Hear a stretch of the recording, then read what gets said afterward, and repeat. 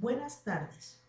El equipo de investigación integrado por el doctor Sergio Tobón, el doctor José López Loya y una servidora Maribel Brito Lara, presentamos el producto de una investigación que es un estudio de validez y confiabilidad de una rúbrica para evaluar planeaciones didácticas en la formación docente inicial.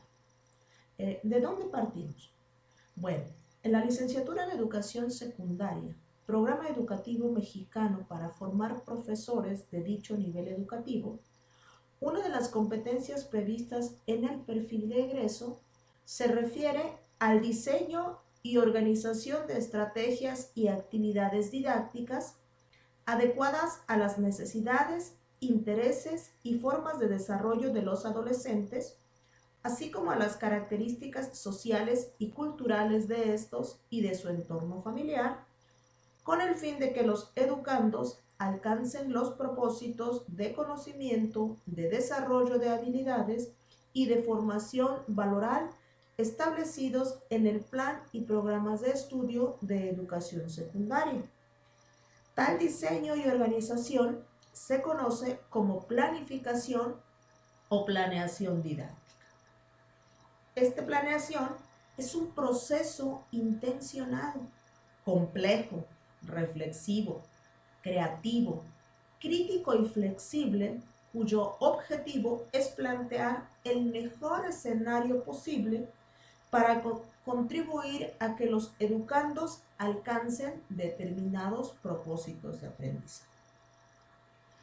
Como proceso de planeación didáctica, posteriormente se concreta en un diseño o documento escrito que también se le conoce como planeación didáctica o simplemente como plan de clase. Este documento constituye una herramienta que da pauta para la mejora continua, pues permite revisar, analizar y reflexionar sobre la intervención en el aula antes, durante y después de esta.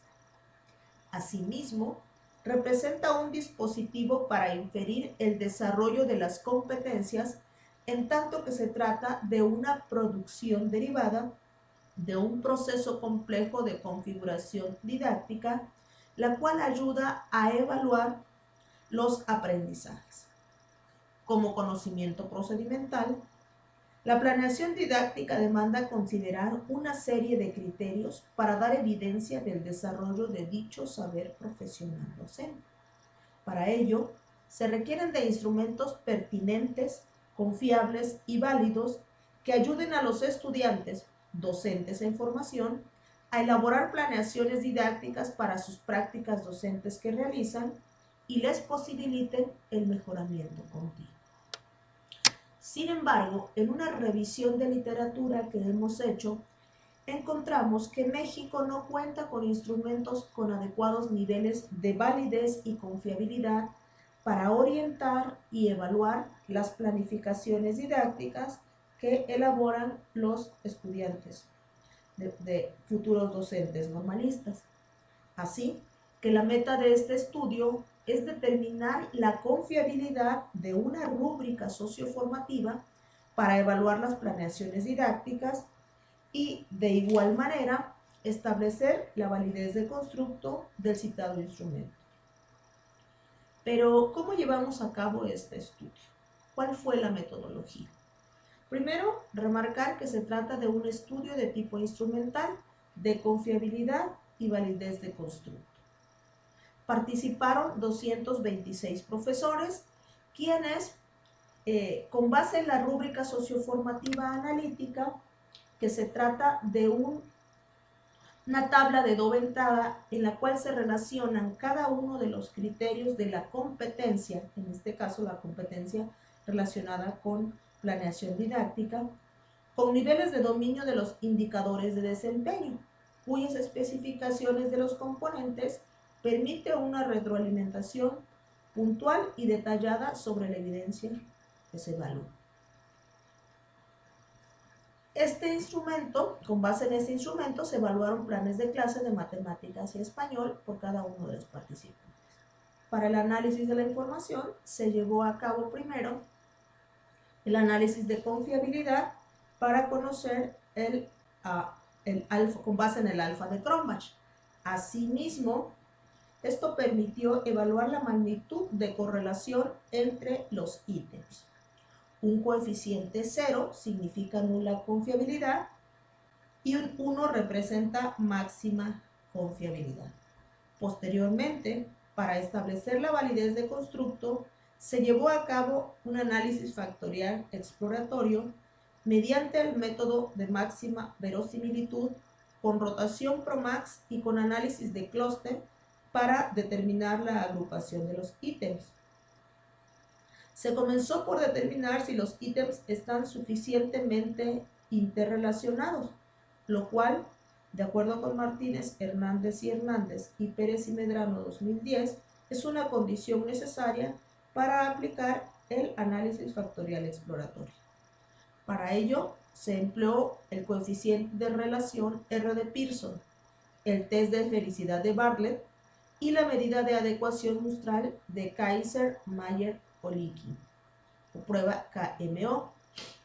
En el citado test se consideró la hipótesis nula, las variables no están correlacionadas, y la hipótesis alternativa H1, las variables están correlacionadas con un nivel de significancia de 0.05.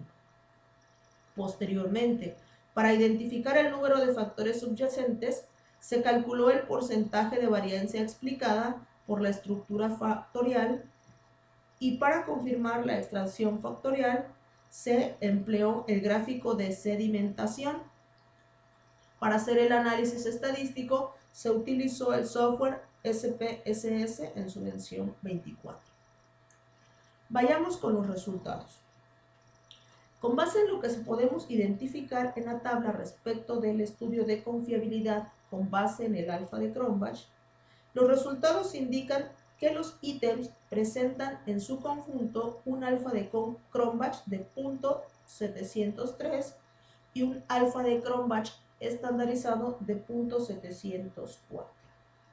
La intercorrelación es de X intercorrelacional, lo cual indica que los ítems presentan una buena interdependencia con oscilación de 0.303 hasta 0.428. Respecto de la validez de constructo, en lo relacionado a la correlación entre variables, en cuanto al coeficiente de correlación R de Pearson, como se muestra en la tabla, se identifica que hay correlación significativa entre las variables.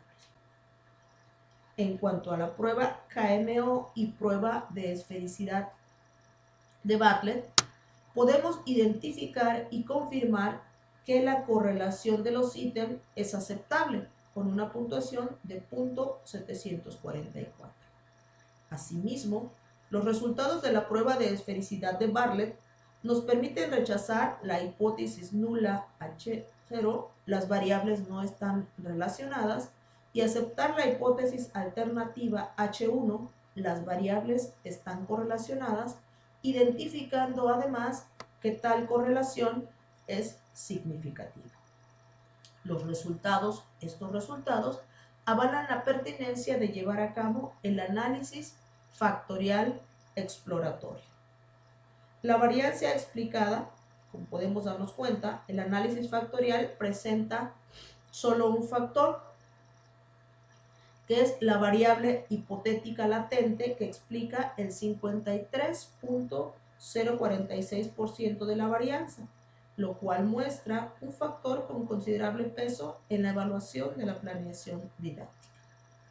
El gráfico de cimentación que hemos presentado, como se aprecia allí, de acuerdo con el punto de inflexión de la gráfica, únicamente existe un factor que es el componente principal significativo. Con base en el análisis factorial, se identifica una carga factorial adecuada de todos los ítems. Por lo tanto, no es necesario eliminar alguno de ellos. Respecto del análisis de clúster, con base en el dendrograma que se presenta, identificamos que la variable identificador 1 indicador 1 se separa ampliamente de las otras. Esto nos lleva a señalar que es una variable con independencia de las demás y pues es que se refiere a el indicador datos generales y curriculares de la planeación, el cual específicamente no corresponde a aspectos, digamos, curriculares y de forma que específicamente tiene una relación adicional con los demás. El segundo clúster, integrado por los ítems 2, 3 y 4, representa que los valores de estos tienen mayor cercanía entre sí y su enlace es menos independiente. No obstante, se observa un subgrupo de este último con los ítems 2 y 3, mismos que mantienen una estrecha cercanía entre sus valores.